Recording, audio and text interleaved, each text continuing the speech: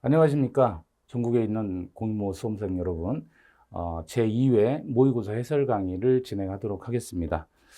자, 2회 모의고사 문제의 특징을 보면 판례가 좀 많이 나와 있죠. 여러분, 민법에서는 중요한 게 판례입니다. 그래서 판례 공부는 꼭 따로 시간 내셔서 하시기를 부탁드리고요. 41번부터 보도록 하겠습니다. 집합건물의 소유 및 관리에 관한 법률상의 구분 행위가 성립한 시점이 아닌 것. 이게 포인트인데 이게 다 판례입니다. 그러면 구분 행위가 성립한 시점을 우리 판례는 뭐라고 보냐면 구분 행위가 성립한 시점이다.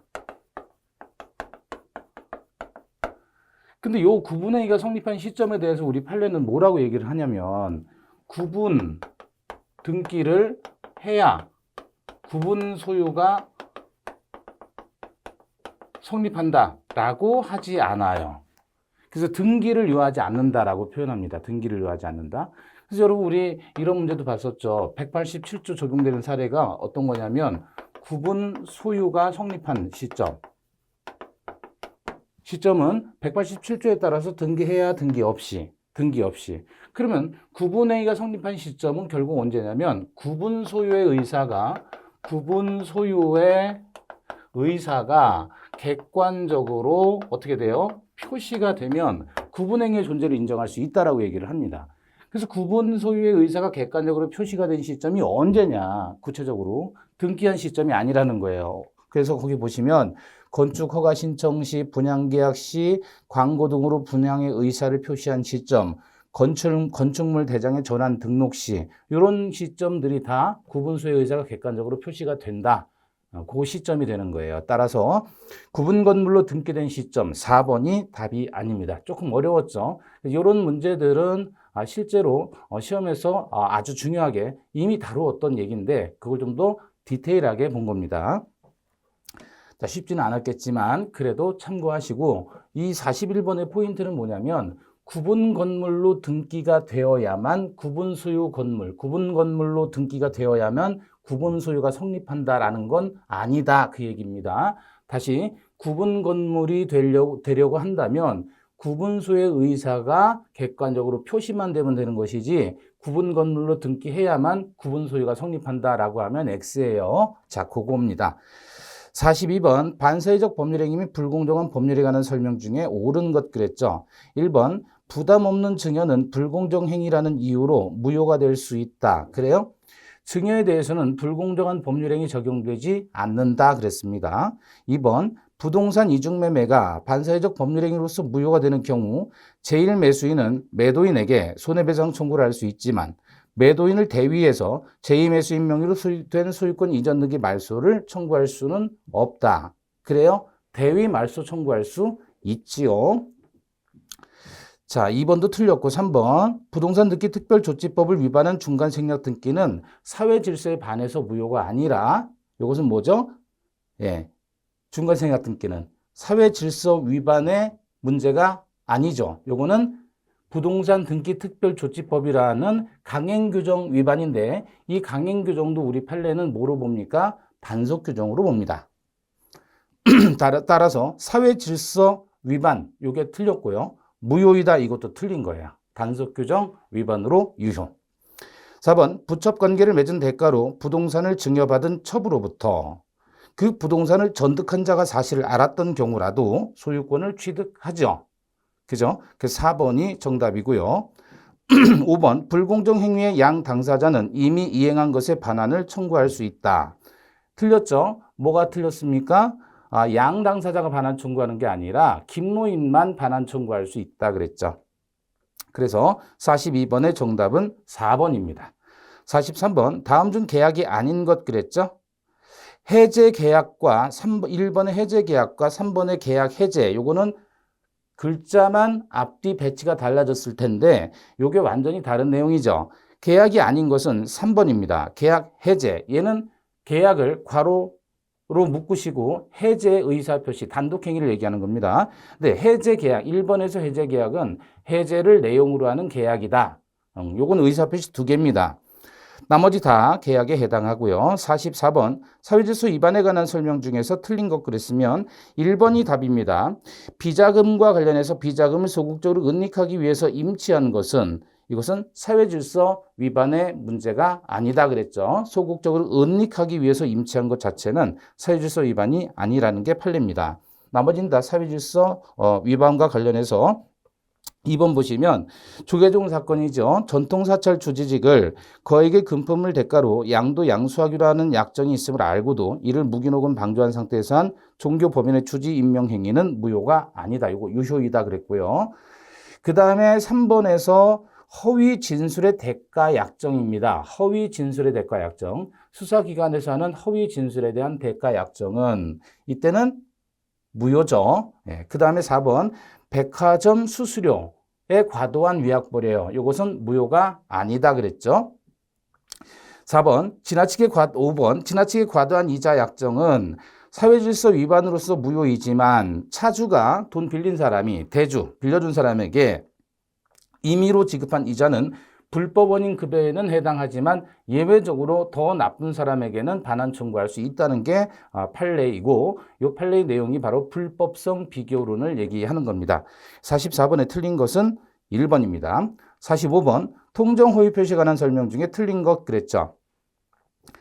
자, 1번 내부적으로는 증여인데 외부적으로는 매매 형식을 비웠다 그러면 매매는 허위 표시로서 무효이지만 증여는 유효하죠. 이때 증여를 뭐라고 합니까? 은닉행위라고 하죠. 2번입니다. 통정 허위 표시에 의해서 형성된 법률 관계로 생긴 채권을 가압류한 채권자가 있다. 그럼 그 가압류 채권자가 선의라면 이 사람 제3자 해당하는 거죠. 선의의 제3자에 해당하니까 보호되는 것이고 따라서 그에게 허위 표시의 무효를 가지고 대항할 수 없다라고 해야 되죠. 45번의 정답은 2번입니다.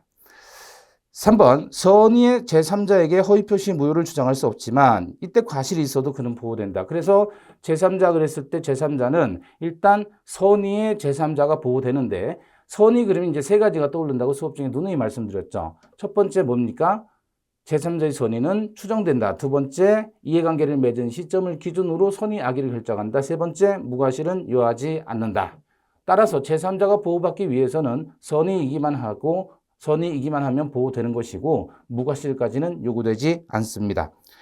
4번 문제는 여기서 매수인의 상속인이다 그랬죠. 포괄 승계인은 제3자로 보지 않습니다. 따라서 무효로서 대항할 수 있습니다. 5번에서 이것도 판례죠. 토지거래 허가 지역 내에서 허가를 받지 않은 계약은 무효이지만 통정 허위 표시를 이유로 또 무효를 주장할 수도 있다. 유동적 무효 상태에서 굳이 왜 통정 허위 표시 무효를 주장하느냐? 왜냐하면 협력 의무 면한다는 실익이 있기 때문에 그렇습니다. 45번의 정답은 2번, 46번입니다. 본인 그 대리인 및 복대리인 사이 법률관계에서 1번 복대리인은 대리인이 선임한 것이지만 본인의 이름으로 대리해야 되죠. 1번 맞습니다. 2번 이미 대리인이 본인의 허락을 얻고 복대리인을 선임한 경우에 대리인은 복대리인 선임에 대한 책임을 부담하지요. 본인의 허락이나 또는 부득이한 사유가 있을 때에는 복인권이 인정되죠. 이때는 어떤 책임집니까? 선임 감독상의 과실 책임을 부담하죠. 그래서 2번이 틀렸습니다. 자, 나머지 다 맞고요. 47번 가겠습니다. 법률행위 대리에 관한 설명으로 옳은 것 그랬어요. 47번에서 다음 틀린 것 위주로 설명을 하겠습니다. 1번이 정답입니다. 갑의 대리인 을이 병의 배임행위에 적극 가담해서 갑을 대리해서 병 소유 토지를 이중으로 매수했다 그랬죠. 그래서 대리행위 하자는 대리인을 기준으로 하는 것이지 본인 기준이 아니죠. 그러면 적극 가담을 해야 제2매수인이 적극 가담을 해야 무효가 되는데 그때 그 매수인이 대리인을 통해서 매수를 했다면 누구 기준으로 적극 가담 여부를 판단합니까? 대리인 기준이죠.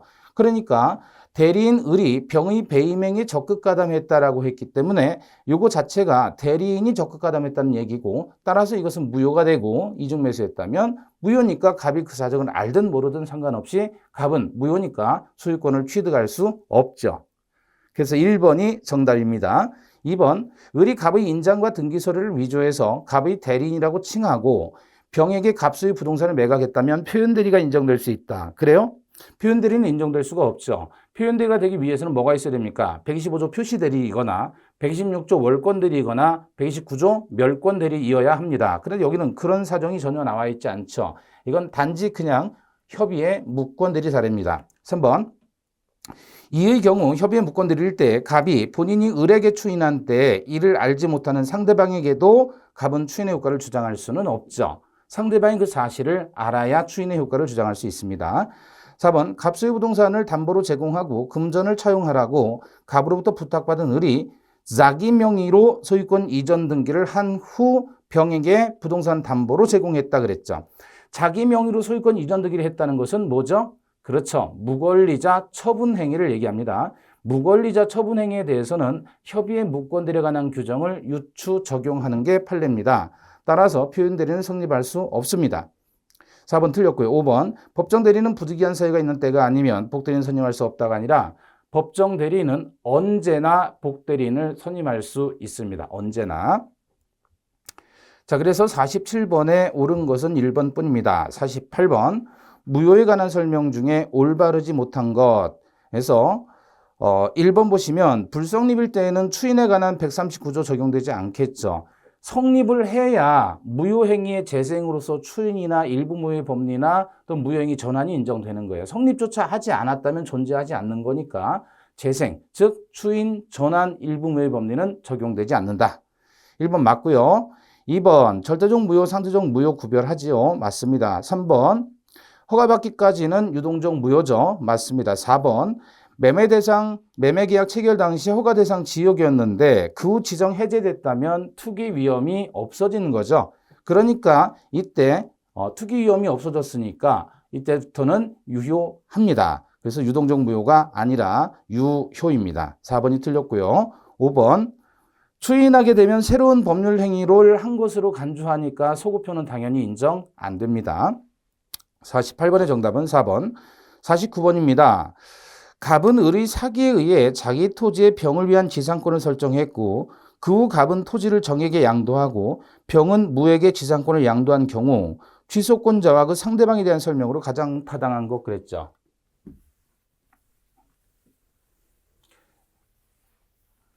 자, 48번에서 취소권자와 그 상대방인데요. 갑이 을의 기망에 의해서 자기 토지에 대해서 병과 지상권 설정을 했고, 그죠? 그 다음에 갑이 정에게, 병이 무에게 지상권을 양도했단 말이에요. 그럼 취소권자는 누가 되냐면, 취소권자는 제한능력자 본인, 하자에 있는 의사표시를 한 자, 그 승계인 및 대리인 그랬잖아요. 그러면 얘는 지금 하자에 있는 의사표시를 한 자이죠. 그러니까 얘가 취소권자예요. 그 승계인으로서 얘도 취소권자가 되죠. 그럼 취소권자의 상대방이 되는 사람은 그 취소의 의사표시를 한 상대방, 직접 상대방 병만을 얘기합니다. 얘는 취소권자의 상대방이 아니죠. 그래서 얘가 상대방이 되는 거예요. 그럼 취소권자는 갑 또는 정이고 상대방은 병이 되죠. 정답은 5번입니다. 갑 또는 정은 병에게 취소할 수 있다. 자, 50번 조건부 법률행위에 관한 설명 중에 틀린 것 그랬죠. 자, 1번 조건은 법률행위 효력의 발생, 소멸을 장래의 불확실한 사실의 성부에 의존케 하는 부관이다. 맞지요?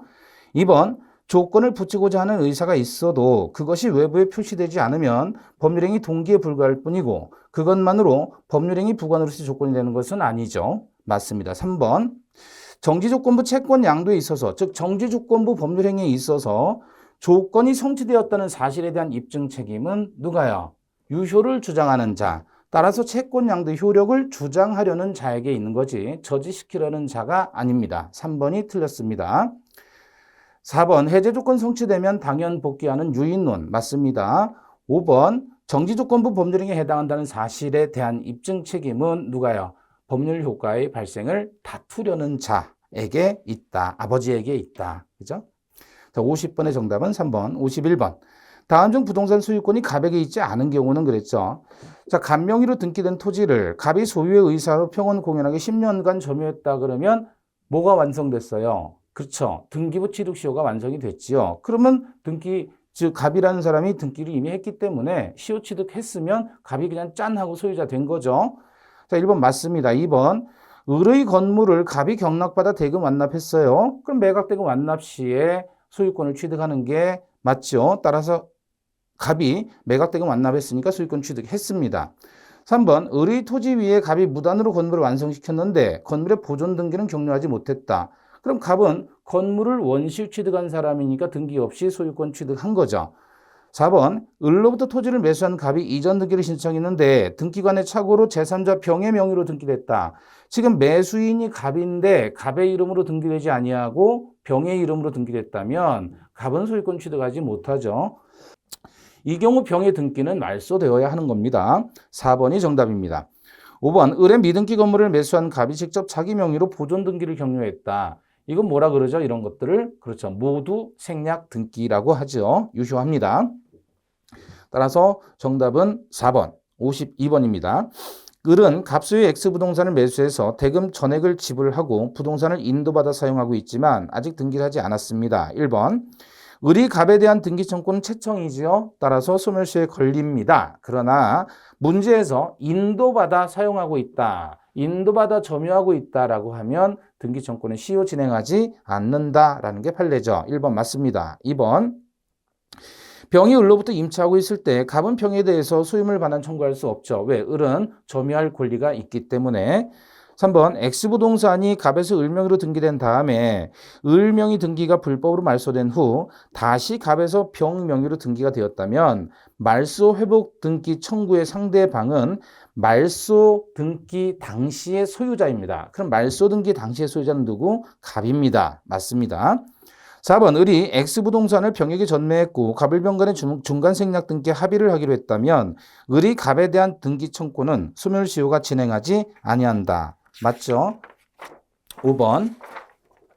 자, 다시 부동산을 병에게 전매했고 중간 생략 등기 합의 있은 이후 갑과 을 간의 매매 대금을 인상하는 약정이 체결됐다 그랬죠? 매매 대금 인상 약정이 체결됐을 때 갑은 인상분의 미지급을 이유로 등기 청구를 거절할 수 있다라는 게 판례죠. 5번이 틀렸습니다. 53번. 점유의 형태에 관한 기술로 틀린 것 그랬죠. 자, 1번 뭐 타주인 거 맞죠? 2번 이것도 맞습니다. 근데 3번 보시면 국가나 자치단체가 취득시 완성을 주장하는 토지 취득 절차에 관한 서류를 제출하지 못하고 있어요. 그래도 자주점유는 추정된다라고 하는 게 판례입니다. 3번이 틀렸습니다. 4번 지적공부상 지목이 도로로 변경됐다고 해서 국가나 자치단체가 그때부터 이 토지를 소유의 의사로 점유했다고 볼 수는 없지요. 지목 변경한 거 가지고 자주점유다라고 얘기할 수는 없는 겁니다. 자, 그 다음에 53번에 그래서 정답은 3번이고요. 54번 보시면 갑은 을 소유 뽕나무 과수원을 자기 소유로 오인했다 그랬죠? 그래서 점유하면서 뽕잎 재배를 했다. 그럼 과수원에서 나오는 뽕잎은 과실입니다. 병이 을로부터 동과수원을 매수해서 소유권 이전 등기를 했다. 자, 근데 자기 소유로 오인했다라고 하는 게 포인트예요. 이건 무슨 문제예요? 점유자와 회복자의 관계입니다. 그럼 갑은 점유자이고 병이 이제 을로부터 소유권을 이전받았으니 병이 회복자가 되겠죠? 이 경우 갑병 간의 법률 관계에 관한 기술 중에 맞는 거죠. 1번. 갑은 그 수확 시기를 묻지 않고 수확한 뽕잎 전부를 병에게 인도해야 된다. 아니죠. 선의의 점유자라고 하면 과실 취득할 수 있지요.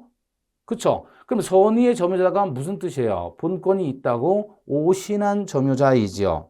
그래서 덮어놓고 수확 시기를 묻지 않는 게 아니고요. 2번도 틀렸습니다. 수확 시기를 묻지 않고 수확한 뽕잎 전부를 병에게 인도해야 되지만 재배에 지출한 비용의 상환을 받을 때까지 인도를 거절할 수 있다. 이런 얘기 없고요. 3번 갑은 병이 등기하기 전에 수확한 뽕잎만을 취득할 수 있다. 등기를 했다 안 했다가 중요한 게 아니고요. 지금 갑이 선의의 점유자냐 악의의 점유자냐가 중요한 겁니다. 4번 따라서 갑은 병의 등기를 한 사실을 안 때로부터 이후 악의의 점유자가 되니까 수확한 뽕잎을 취득할 수는 없고 그 이전에 수확한 뽕잎만을 취득할 수 있습니다. 5번 등기 사실을 안 후에도 청구될 때까지 수확한 뽕잎을 취득할 수 있다. 틀렸죠? 그래서 54번에 점유자의 과실 취득권과 관련된 문제 4번이 정답입니다. 55번 갑은 을명의 토지를 소유의 의사로 계속해서 점유해 왔다. 틀린 것은 그랬죠? 1번 21년 점유를 했다면 갑은 점유 개시한 이후의 임의 시점을 기산점으로 삼을 수 있다. 소유자 변경이 안 됐죠. 그러니까 이 기산점의 임의 선택이 가능하다. 취득시효 제4원칙을 얘기하죠. 2번 갑이 점유한 때로부터 21년이 경과하면 을이 그의 소유권을 A에게 양도하고 이전 등기를 해줬다면 3원 측에 따라서 등기 청구할 수 없다가 되죠. 55번의 정답은 2번입니다. 3번 취득시 완성으로 갑이 가지는 등기 청구는 점유를 하고 있는 한 시효로 소멸하지 않습니다. 4번 갑이 21년 경과했을 때 그 자토지가 협의 매수됐다 수용된 거죠. 그러면 이행불능 즉 수용되기 전에 갑이 권리를 주장했거나 행사했어야 대상 청구권을 가지게 되죠. 맞습니다. 5번 21년이 경과했을 때 병에게 매매해서 인도했다면 병은 점유 자체와 하자만을 승계할 뿐이지 그로 인한 법률 효과인 등기 청구권까지 승계하는 것은 아니다라는 게 판례죠. 따라서 직접 자기에게 등기 청구를 할 수는 없고 전 점자를 대위해서 등기 청구할 수 있을 뿐이다라는 게 판례입니다. 따라서 직접 자신 병에게 등기 청구를 해줄 것을 청구할 수는 없다. 그래서 55번의 정답은 2번입니다. 56번 갑은 건물 소유를 위해 그 을 소유 토지를 임차했다. 그런데 토지에는 제3자 병이 권한 없이 판잣집을 짓고 살고 있다. 옳지 않은 것 1번 갑은 을이 가지는 물권적 청구권을 대위 행사하여 병에 대해 판잣집을 철거하고 토지 인도를 하도록 요구할 수 있다. 그래요? 갑은 누구예요? 을이 토지의 소유자고 갑은 그 토지의 임차인, 채권자죠. 따라서 갑은 직접적으로는 못하고 을을 대위해서 토지 인도 청구할 수 있습니다. 2번 병이 갑을 사이 계약이 체결됐음을 인식하면서도 계속 점거했다면 임차인 갑은 병에 대해서 불법 행위로 인한 손해배상을 청구할 수 있습니다. 3번 채권은 상대적 권리이므로 공시 방법을 갖추지 않았다면 병에게 직접 방해배제 청구는 행사할 수 없다. 그렇죠. 갑의 임차권은 채권이고 상대적 권리입니다. 따라서 임차권이 만약에 등기가 됐다면 물권화되어서 병에게 직접 반환 청구할 수 있겠지만 지금 현재는 그렇게는 못합니다. 4번 병의 점유 침탈 후 1년이 경과한 경우라면 그럼 갑은 병에 대해서 점유권에 기인한 반환 청구할 수 없죠. 점유물 반환 청구는 제척기간으로서 출소기간 1년이 적용됩니다. 근데 1년이 넘었으니까 반환 청구 안 됩니다. 5번 만일 위사항과 달리 갑이 병에게 토지를 전대차했다면 이것이 을을 간접점자의 의사에 반한 점유 이전이라도 직접점자의 의사에 기해서 점유가 이전된 것이니까 점유 침탈로 보지 않습니다. 점유 침탈로 보지 않으니까 점유물 반환 청구권은 행사하지 못합니다. 따라서 5번에서 을은 점유권에 기한 토지 반환을 청구할 수 있다 그래서 틀렸죠. 청구할 수 없습니다. 56번의 정답은 5번. 57번입니다. 공유에 관한 설명 중에 틀린 것 그랬죠. 1번 공유자가 지분 처분 금지 특약에 위반해서 지분을 처분했어도 그 처분 행위는 유효합니다. 물권은 기본적으로 처분의 자유가 있는 겁니다. 처분 제한 특약은 당사자 간의 채권적 효력만 있을 뿐이다. 2번 부동산에 관해서 3분의 1 지분을 가진 자는 그 부동산 면적의 3분의 1에 해당하는 특정 부분에 대해 배타적으로 사용 수익할 수 있다. 아니죠. 지분을 3분의 1 가지고 있다고 해서 3분의 1 범위의 물건을 사용하는 것은 안 되죠. 사용하는 문제는 어떻게 한다 그랬어요? 전부를 지분의 비율로 사용한다 그랬죠. 그럼 결국은 만약에 두 공유자가 2분의 1씩의 지분을 가지고 있는데 협의가 되지 않았다 그러면 결국은 어떻게 해요? 공유물 분할밖에 없는 거예요. 그래서 협의를 해가지고 과반수 이상이 되었을 때 과반수권자가 사용에 대한 권한을 갖게 되는 겁니다. 그래서 3번 보시면 3분의 2 지분을 가진 공유자는 공유물의 관리에 관한 사항을 단독으로 결정할 수 있다고 하죠. 그래서 3분의 2가 되는 공유자는 자기가 단독으로 사용해도 되고 단독으로 타인에게 임대를 줘도 되는 거예요. 과반수가 되면. 그게 관리행위입니다. 4번 타인이 공유물을 무단히 침탈했을 때 공유자 1인은 단독으로 전부 반환 청구할 수 있는 것은 보존행위이기 때문에 그렇습니다. 그래서 57번에 틀린 것은 2번입니다. 57번의 5번은 공유물 분할에는 공유자 전원이 참여해야 된다. 그래서 이것을 뭐라고 표현하냐면 필수적 공동소송이다 라고 표현해요. 필수적 공동소송. 그래서 한 사람도 빠지면 안 된다. 자, 58번입니다. 갑수의 토지상에 을소유 건물이 있고 병이 동 건물에 대해서 유치권을 행사하고 있을 때 틀린 것은 1번 을이 현실적으로 건물이나 그 부지를 점거하고 있지 않은 경우에도 을은 그 부지를 점유한다고 봐야 된다. 그렇죠? 대지의 점유는 건물의 소유입니다. 따라서 건물 소유자는 을이기 때문에 을이 땅을 점유하는 것으로 봐야 됩니다. 2번 건물 소유 명의자가 아닌 병, 유치권자도 실제로 건물을 점유하고 있다면 건물을 부지를 점유하는 자로 볼 수 있다. 틀렸죠? 유치권자는 건물을 점유하는 것이지 건물의 부지를 점유하는 자는 아닙니다. 2번이 정답. 3번 정의 건물을 불법으로 점거했을 때 갑은청에 대해서 건물 반환을 청구할 수는 없죠. 갑은 토지 소유자니까 토지 반환을 청구하는 거지 건물에 대해서는 권리가 없어요. 4번 병이 건물을 사용했을 경우라면 그 차임 상당액을 을에게 부당이득으로 반환해야 되는 것이고 5번 실질적인 이득이 있다면 그 이득은 부당이득으로 반환합니다. 5번 을에게는 유치권에 기인한 반환청권이 인정될 수 없다. 유치권은 반환청권 자체가 인정되지 않는다 그랬죠. 유치권은 점유상실로 바로 소멸합니다. 소멸한 유치권에 기해서 반환청권은 인정되지 않는다 그랬습니다. 58번의 정답은 2번.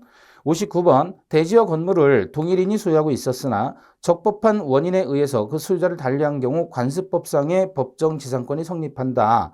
그러면 관습법상의 법정지상권이 성립하는 그 적법한 원인이라고 볼 수 없는 것은 그럼 거기서는 이제 증여나 공매나 대물변제 이런 것들은 다 관습법상의 법정지상권이 발생하는 원인인데 아닌 거는 뭐죠? 환지죠, 환지. 그래서 요거 하고 그 다음에 니은이 저당권 실행에 따라서 토지 건물 소유자가 다르게 되는 것은 관습법상의 법정지상권이 아니라 366조에 따른 법정지상권이니까 요것도 그 적법 원인에 해당하지 않습니다. 즉 관습법상의 법정지상권이 발생하지 않는 경우 다시 말하면 관습법상의 법정지상권이 발생하는 원인이 아닌 경우를 찾아라 그겁니다. 따라서 니은하고 리을입니다. 정답은 2번 2개. 자, 60번입니다. 지역권에 관한 설명 중에 틀린 것. 공유자 1인이 지역권을 취득하면 다른 공유자도 취득하지요. 다음 2번 부종성에 따라서 요역지 소유권이 이전하면 지역권도 따로 분리될 수 없이 같이 이전한다 그랬습니다. 3번 지역권은 반환청권이 인정되지 않죠. 맞습니다. 4번 요역지가 수인의 공유일 때 1인에 의한 소멸시효의 중단은 다른 공유자를 위해 효력이 있습니다. 불가분성. 5번 점유로 인한 지역권 취득시효 완성의 효과는 1인에 대한 사유로서 전원에 대해서 효력이 발생하지요. 따라서 모든 공유자에 대한 사유가 아니면 효력이 없다. 그래서 5번이 틀렸습니다. 61번입니다. 전세권과 관련된 설명 중에 틀린 것 그랬죠? 1번 전세권을 전세금 반환 채권과 분리 양도하는 것은 허용되지 않으나 전세권이 기간 만료로 소멸한 경우 등과 같은 경우에는 무담보인 전세금 반환 채권만의 양도는 허용된다. 그래서 정지조건부 전세금 반환 채권 양도가 허용된다 그랬죠.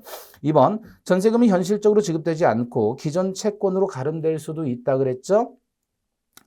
따라서 설사 전세권 설정 등기가 되어 있고 전세권자로 등기된 자가 사용 수익하고 있는 경우라도 전세권은 성립되지 아니한다. 틀렸습니다. 그래서 61번의 정답은 2번이고요. 3번은 동시행관계라는 거 얘기하는 거고요. 4번은 이 부분 전세권, 즉 일부 전세권자가 경매하는 범위는 일부만 할 수 있다라는 거고 5번은 전세권이 먼저 설정되고 후에 저당권이 설정됐을 때 저당권이 실행되면 전세권은 그대로 인수되는 거죠. 그 얘기입니다. 그래서 61번에 틀린 것은 2번, 62번. 유치권에 관한 설명 중에 틀린 거. 유치권은 1번 점유와 채권 간의 결연 관계를 요한다. 우리 수업 중에요. 유치권 항상 그림을 그리죠. 어떤 그림이죠? 돼지 그림 그리는 거 기억나시던가요? 네. 돼지라고 하는 물건이 있고요. 돼지라고 하는 물건이 있고 그로부터 뭐가 생기는 거예요? 10만 원의 채권이 발생했죠. 이 채권과 물건, 돼지라는 물건으로부터 채권이 생긴다. 이걸 결연성이라고 했단 말이에요. 뭐와의 결연성이 아니라 점유와의 결연성이 아니라 물건과 채권과의 결연성을 얘기합니다. 그래서 이 62번의 1번은 점유와 채권 간의 결연성이 아니라 물건과 채권 간의 결연성을 요한다. 1번이 틀렸습니다. 나머지 다 맞고요. 63번입니다. 저당권의 객체 및 효력에 관한 설명 중에 틀린 것. 1번 저당권은 우리 암기 수업 중에도 암기했었죠. 원본, 리자, 위약금, 손해배상, 실행비용, 원리금 외에도 손실비용을 담보한다. 펼 때는 1, 2, 2 그랬어요. 필요적기재상, 임의적기재상, 등기 없이 담보된다. 기억나시던가요?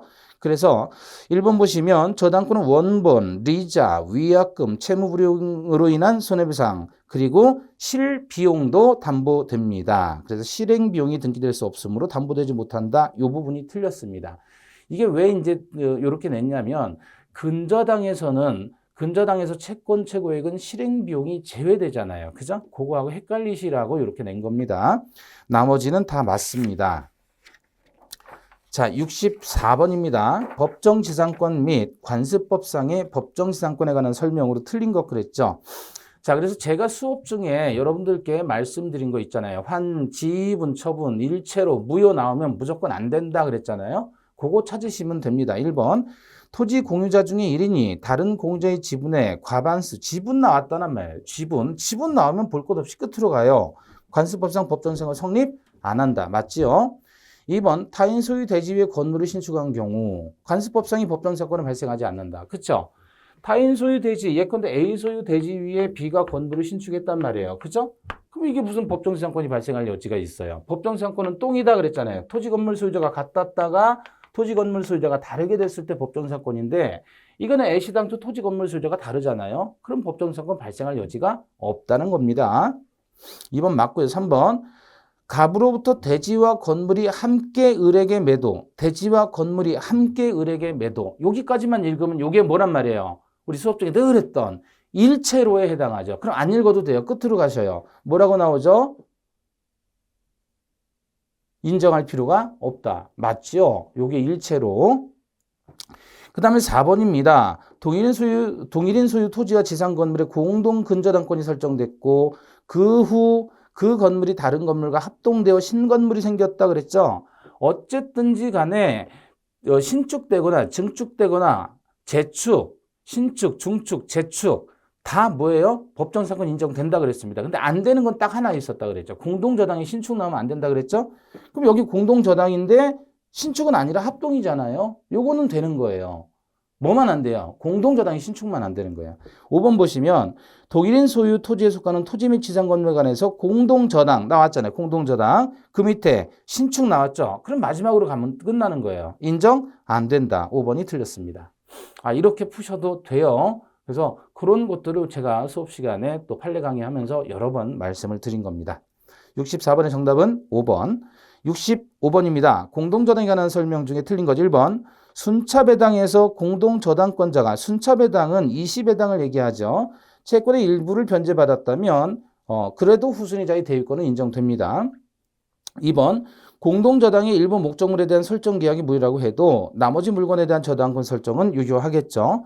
3번. 어떤 부동산의 매득금만으로 채무액 전액을 변제할 수 있다면 동시배당할 수는 없다. 이게 무슨 말이냐면요.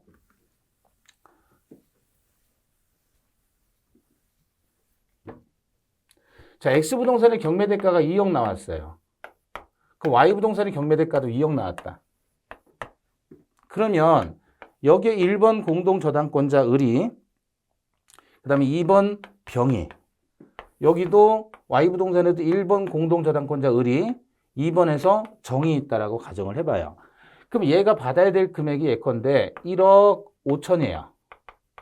얘가 받을 금액이 1억 원이에요.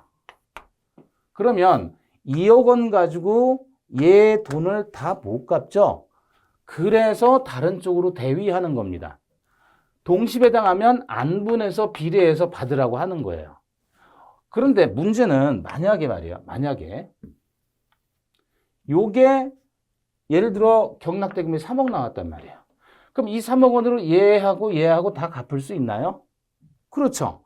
그러면 다른 건 건드릴 필요가 없는 거잖아요. 예, 근데 여기 빵이 하나 있어요. 빵이 하나 있는데 빵이 2개 있어요. 근데 아이가 이 빵을 먹다가 반을 남겨요. 그리고 또 다른 빵을 얘가 먹는다면 여러분 가만 놔두 또 새로 빵을 뜯어가지고 먹는다면 이거 남았는데 같은 빵을 또 새로 뜯어서 먹는다면 가만 놔두겠어요? 죽여버려 그냥. 그렇잖아요. 그러니까 어떤 부동산의 매득금 팔아서 얻은 금만으로 채무액 전액을 충당할 수 있다면 다른 부동산에 대해서는 배당을 하지 말아야 된다 그 얘기입니다. 이해되시죠? 자, 그래서 65번에 3번 어떤 부동산의 매득금만으로 채무액 전액을 변제할 수 있는 경우라면 동시배당할 수 없는 겁니다. 이때는 4번 공동저당 목적물 중 일부가 물상보증인에 속하고 채무자 소유 부동산 위에 후순위 저당권자가 있을 때 판례는 후순위 저당권자보다는 누구를 우선해서 보호해 줍니까? 물상보증인을 우선시키죠. 자, 그런데 5번 보시면 공동저당의 목적물질 일부가 물상보증에 속하고 채무자 소유 목적 부동산 위에 후순위 저당권자가 있을 때 동시배당일 때에는 경매대가에 비례해서 채권 분담을 정하는 게 아니라 그랬죠. 동시배당할 때도 일단 누구 먼저? 채무자 소유 부동산 먼저 배당을 하고 나중에 물상보증인 소유 부동산에 추가 배당을 한다. 자, 65번의 정답은 5번입니다. 66번 계약 종료에 관한 설명으로 틀린 것. 2번이죠. 모든 쌍무는 유상계약이다 그러면 맞는데요. 모든 유상이 쌍무계약이다 그러면 틀려요. 뭐 때문에? 현상광고 때문에 그렇습니다. 뭐 수업 중에 많이 봤던 거고요. 67번 갑이 을에게 물건을 매도하겠다는 뜻과 승낙기간을 10월 30일로 하는 내용의 서면을 발송해서 을에게 도달했다. 옳은 것 그랬죠. 자, 1번 보시면 10월 30일까지 승낙 여부의 해답이 없으면 계약은 체결된 것으로 본다라는 내용을 붙여서 청약을 하면 을이 승낙 기간 내에 회답을 바라지 않아도 계약은 성립한다. 틀렸죠? 회답이 없으면 계약은 체결된 것으로 본다라고 해서 청약자가 승낙자에게 승낙의 의무를 부과시킬 수는 없는 겁니다. 따라서 계약은 성립하지 않은 겁니다. 2번입니다. 29일에 발송한 통지가 31일에 도달했다면 연착된 거죠? 그럼 연착됐을 때 갑이 이 연착을 새로운 청약으로 보아서 다시 승낙을 한다면 계약은 성립하는 겁니다. 연착된 승낙은 청약자가 이를 새로운 청약으로 볼 수 있다 그랬잖아요. 그럼 연착된 승낙에 대해서 갑이 새로운 청약으로 보아서 갑이 승낙을 하는 겁니다. 그러면 계약은 성립하죠. 3번 10월 25일에 발송해서 27일에 도달했다. 그러면 발신주에 따라서 25일 날에 계약이 성립하는 거죠. 4번 갑이 10월 20일에 승낙 통지를 발송해서 31일에 도달이 됐어요. 그런데 갑이 편지의 소인을 확인하고 도장을 확인해 보니 승낙 기간 내에 도달될 수 있었던 발송임을 알고도 이를 을에게 알리지 않았죠? 무시했죠? 연착의 통지를 하지 않았습니다. 무시했어요. 그럼 사랑은 이루어진다. 그죠? 언제? 발신주에 따라서 10월 20일에 계약은 성립하는 겁니다. 따라서 을의 승낙은 연착되지 않은 것으로 본다 그래야죠. 따라서 67번, 1, 2, 3, 4번 다 틀렸습니다. 정답은 5번. 자, 그 다음에 68번입니다. 채무자 갑과 채권자 을을 병을 수익자로 하는 제3자를 위한 계약을 체결했고 병은 수익의 의사표시를 했다 그랬죠. 자, 요거 조심해서 그리셨어야 돼요. 왜냐하면 우리 보통 제3자를 위한 계약이다 그러면 요약자, 낙약자, 수익자 이렇게 그림을 그린 다음에 대가관계는 보상관계에 영향을 미치지 않는다. 따라서 낙약자는 대가관계를 가지고 제3자에게 주장할 수 없다. 보상관계로서 제3자에게 주장할 수 있다. 제가 늘 강조했던 게 이거잖아요. 그런데 문제는 채무자 갑이 뭐예요? 낙약자고 채권자 을이 뭐예요? 요약자예요. 그러니까 얘가 위치가 바뀐 거예요. 여기가 을이고 여기가 갑인 거예요. 그쵸? 을이 요약자고 갑이 낙약자라 그랬잖아요. 괄호 해놓고. 요게 조금 함정이었어요. 자, 1번. 갑은 병이 이행을 청구하는 경우, 을과 병 사이 관계, 대가 관계, 기인한 항변으로 병에게 대항할 수 없다. 그죠? 없는데 있다 그랬으니까 정답은 1번입니다. 자, 2번. 갑의 규칙 사유로 채무가 불이행되면 병은 갑에 대해서 손해배상 청구할 수 있죠. 계약이 해제되면 3번. 병은 갑에게 원상 회복을 청구할 수 없죠. 병이 갖는 권리는 딱 2개. 이행 청구 아니면 손배청입니다. 4번. 제3자를 위한 계약에서 병은 현존하지 않아도 되고요. 채무를 면제시키는 것도 5번. 제3자를 위한 계약에 준하는 것이죠. 그래서 68번의 정답은 1번입니다. 69번. 계약 해제에서 해제의 소급효가 미치지 않는 제3자에 대한 설명으로 틀린 것 그랬죠. 거기서 1번 보시면 해제되기 이전에 계약상의 채권을 양수해서 이를 피보전 권리로 해서 처분금지 가처분 결정을 받은 자는 제3자에 해당되지 않습니다. 죄송합니다. 제가 주의 깊게 봤어야 되는데 2번을 봤는데도 이걸 못 잡아냈어요. 1번도 답이 됩니다. 그래서 여러분 해설지에는 4번만 나와 있지만 1번도 답이 되니까요. 이건 제가 정말 죄송하게 생각합니다. 여러 번 봤는데 왜 이걸 못 봤는지 모르겠습니다. 제3자로 보호받는 사람은 어떤 사람이라 그랬죠? 첫 번째, 제3자로 보호받는 사람. 해제해서 제3자로 보호받는 사람은 첫 번째 누구예요? 네, 등기한 사람이에요. 두 번째, 대항 요건을 갖춘 사람. 세 번째 누구예요? 부동산에 대한 채권이 아니라 부동산에 대한 가압류 채권자는 보호되는 제3자에 해당합니다. 그래서 이제 1번 처분금지 가처분 결정을 받은 자는 보호받는 제3자에 해당되지 않습니다. 1번 틀렸고요. 2번 소유권 이전 등기를 격려받지 않았지만 매도인으로 점유를 이전받은 매수인과 임대차 계약하고 대항 요건을 갖춘 사람은 제3자에 해당하고요. 대항 요건 갖췄으니까. 3번에서 전세권 설정 계약을 하고 등기를 했지요. 그럼 보호되는 제3자이고요. 4번에서 부동산을 가압류한 채권자, 제3자에 해당됩니다. 그래서 이것도 틀린 거예요. 그래서 69번의 정답은 1번과 4번 두 개입니다. 복수 정답입니다. 여러분 해설지에는 정답이 4번만 돼 있는데 1번도 포함해서 복수 정답으로 처리하겠습니다. 이건 제 귀책입니다. 죄송합니다. 5번 소유권 이전 등기를 격려받은 매수인으로부터 저당권 설정만 받으면 안 돼요. 보호받는 제3자가 아니고 뭐까지? 그렇죠. 등기까지. 자, 이 사람은 제3자에 해당합니다. 69번의 정답은 1번과 4번 두 개입니다. 70번 동시행 관계에 관한 기술 중에 틀린 것 그랬죠. 쭉 다 보시면 맞는데 4번 보시면 부동산 매매 계약이 당사자 일방의 채무 불이행으로 해제된 경우 매도인이 반환해야 될 매매 대금의 민법 소정의 법정 이율에 의한 법정 이자는 가산되어야 합니다. 채무 불이행으로 해제된 경우라도 금전의 경우 해제가 되면 원상회복 의무가 있죠. 원상회복 의무가 있는데 금전의 경우 받은 날로부터 이자가 가산되는 거 아니에요? 그렇죠? 그 민사상의 법정 이율은 5%입니다. 5%. 이거 가산돼야 돼요. 받은 날로부터 해제되면. 그래서 원상회복 의무와 관련해서 70번의 정답은 4번입니다. 71번 갑과 을은 갑소유 부동산을 을에게 매도하기는 계약을 하면서 계약금으로 매매대금 1할 10%에 해당하는 돈을 수수하면서요. 매도인이 위약하면 계약금의 배액 상환하고 매수인이 위약하면 계약금을 몰취한다는 문헌으로 약정을 했습니다. 이 중에서 틀린 것 그랬을 때 1번 갑이 위약했다면 을은 자신의 손해를 증명하지 않고도 손해배상으로 계약금에 상당한 액의 지급을 청구할 수 있다. 이게 바로 손해배상액의 예정이죠. 문제에서 따옴표 친 것은 당사자 간의 계약 위반에 대한 특약을 한 것이고 그렇게 위약에 대한 특약을 하게 되면 계약금은 위약금이 되므로 위약금은 손해배상액의 예정으로 추정되죠. 따라서 손해배상 예정이 된 것이니까 계약금에 상당한 액의 지급을 손해배상으로 청구합니다. 1번 맞고 2번 원칙적으로 을은 갑의 채무 불이행이 없어도 계약금 포기해서 계약을 해지할 수 있는 가능성이 있죠. 이게 바로 해약금에 의한 해제. 3번 갑은 을이 일단 중도금 지급한 다음에는 해약금 해제는 안 되죠.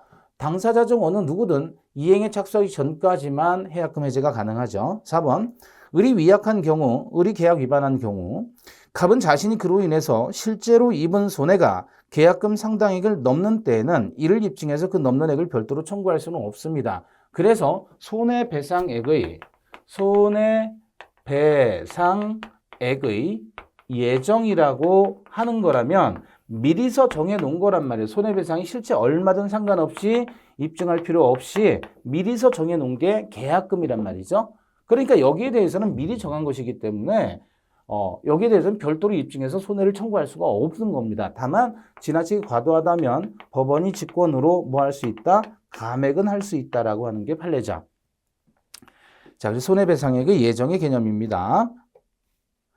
5번에서 갑이 계약을 위반한 경우 원칙적으로 을은 계약금 상당액을 손해배상으로 청구하는 것 외에도 해지하지 않고 계약 이행을 그대로 청구할 수도 있는 것입니다. 이건 뭐 당사자가 아주 독한 사람을 만난 경우겠죠. 예. 그래서 계약의 해제와 손해배상 청구는 서로 영향을 미치지 아니한다라고 규정을 하는 겁니다. 민법에서. 71번의 정답은 4번, 72번입니다. 500평을 매수했는데 그중에 100평이 을의 소유가 아니어서 그 부분의 소유권을 이전받을 수 없게 됐다 그랬죠. 자, 이 문제는 수량 부족 일부 멸실의 문제, 수량 부족 일부 멸실의 담보 책임 문제가 아닙니다. 이것은 일부 타인의 권리의 매매예요. 왜 그러냐면 문제에서 그랬잖아요. 100평이 을의 소유가 아니어서 그랬단 말이에요. 만약에 수량 부족의 문제라면 500평을 매수했는데 측량을 해보니 400평이었다. 이런 경우는 수량 부족의 문제이죠. 자, 이건 일부 타인의 권리의 매매고, 그럼 여러분 표 기억하시죠? 일부 타인의 권리의 매매에서 두 번째 칸, 대감청은 선의 악이 다 인정되죠. 그리고 나머지는 선의만 되고 악의는 안 되죠. 그럼 1번, 갑이 선의라면 대감청, 해제, 손배창이 있죠. 2번 선이라면 안날로부터 1년. 3번에서 1년은 제척기간. 4번 400평으로 갑이 이를 매수하지 않았을 것이라는 사정이 있고요. 갑이 선이라면 해지할 수 있죠. 5번 100평 토지가 을의 소유가 아님을 갑이 알고 있었다. 악이라도 대금감액은 청구할 수 있다는 거 아니겠습니까? 그래서 대금감액 청구할 수 없다. 5번이 틀렸습니다. 73번입니다. 임대차에 관한 설명 중에 틀린 것 1번입니다. 임차물의 일부가 임차인의 과실 없이 멸실되어 사용 수익할 수 없게 되면 임차인은 당연히 이 부분의 비율에 의한 차임을 지급할 의무를 면하는 게 아니라 수업 중에도 여러 번 강조했지만 차임 감액을 청구할 수 있다는 겁니다. 당연히 감액되는 거 아닙니다. 다만 이 차임 감액 청구권은 무슨 권입니까? 형성권입니다. 자, 74번입니다. 건물 소유를 목적으로 한 토지 임대차가 종료했을 때 임차인의 건물 매수 청구권에 관한 설명으로서 틀린 것 그랬죠. 지상물 매수 청구권. 정답은 2번이죠. 3불료 했죠. 허가, 등기 불료, 동의도 불료, 가치도 불료. 그래서 2번에서 경제적 가치가 거의 없는 경우에도 매수 청구권 행사할 수 있다. 그 얘기입니다. 그리고 4번에 보시면요. 임대차 계약이 종료되기 전에 당사자 사이에 임차인이 건물 기타 지상시설 일체를 포기하기로 약정했다면, 그죠? 그럼 지상물 매수 청구권 포기한다는 얘기죠. 그렇죠? 그럼 일반적으로 지상물 매수 청구권 포기는 이건 편면적 강행 규정이니까 일반적으로라면 이것은 무효입니다. 임차인에게 불리함으로. 근데 재반 사정을 종합적으로 고려해서 실질적으로 임차인에게 불리하다고 볼 수 없는 특별한 사정이 없는 한, 이게 이제 무슨 말이에요? 불리하다고 볼 수 없는 특별한 사정이 없는 한. 그래서 이런 표현들이 우리 기출시험에서 중개사 시험은 아니고 다른 시험에서 나온 적이 있어요. 말장난인데 불리하다고 볼 수 없는 사정이 없는 한. 그러면 이거는 부정이죠. 임차인에게 불리하다는 거니까 부정이고 이건 부정한 표현이에요. 볼 수 없다 그랬으니까. 그래서 부정이 들어가면 강한 긍정이잖아요. 그러면 요거는 빼면 되는 거예요. 빼면. 그러면 두 개, 그러니까 부정과 부정은 강한 긍정이에요. 그럼 이건 긍정 표현으로 바꾸면 되죠. 불리하다고 볼 수 없다. 그럼 무슨 뜻이에요? 불리하지 않다 그거잖아요. 그럼 유리한 사정이죠. 유리한 사정이 없다 그 말은 불리하다는 얘기잖아요. 그러면 결국 이게 아니면 이렇게 해도 돼요. 볼 수 없는 사정이 없는 한 요거를 부정과 부정으로 요거를 묶어요. 그래서 요걸 날리는 거예요. 없어요. 이거 없다고 치는 거예요. 그러면 임차인에게 불리하다고 볼 수 없는 사정이 없는 한, 볼 수 없는 사정이 없는 한 요걸 빼라는 거예요. 볼 수 없는 사정이 없는 한 요걸 빼면 그럼 어떻게 읽으면 돼요? 임차인에게 불리한 약정은 이렇게 되는 거죠. 부정은 강한 긍정이니까. 그래서 여러분 다시 보세요. 거기서 볼 수 없는 특별한 사정이 없는 한 요거를 괄호로 치고요. 빼고 읽으시는 거예요. 임차인에게 불리하다는 약정은 효력이 없다. 맞죠? 예, 그렇게 이해하십시오. 75번입니다. 주택 임대차 보법에 관한 설명 중에 틀린 것 2번이죠. 2년 미만으로 정한 임대차의 경우에 임차인만 2년 미만이 유효함을 주장할 수 있는 겁니다. 75번의 정답 2번. 76번. 여기서 지금 갑의 대항력의 발생 시점을 묻고 있죠. 대항력의 발생 시점은 주택의 인도와 주민등록을 마친 다음날 0시죠. 그러면 문제에서 22년 5월 12일 등기를 갖춘 갑은 22년 5월 15일 전입신고 했어요. 주민등록 했죠. 그리고 거주하다가 을에게 주택을 매도한 후, 그런데 이거는 지금 점유계정 문제네요. 그래서 갑이 소유자로 있다가 을에게 주택을 매도한 후 을로부터 주택을 다시 임차해서 거주하고 있다가 22년 10월 29일 을의 명의로 소유권 이전되기를 격려했다 그랬죠. 갑이 그러니까 소유자로 있다가 을에게 집을 팔아서 얘가 소유자가 된 거고 얘는 그대로 점유자로서 임차인이 되는 거예요.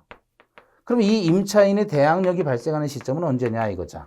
소유권 이전 등기 한 언제죠? 네, 이길 날, 다음 날 대항력이 발생한다. 그래서 점유, 계정, 임차인, 이길, 대항력 이런 거 우리 수업 중에 했었잖아요. 그죠? 이 길입니다.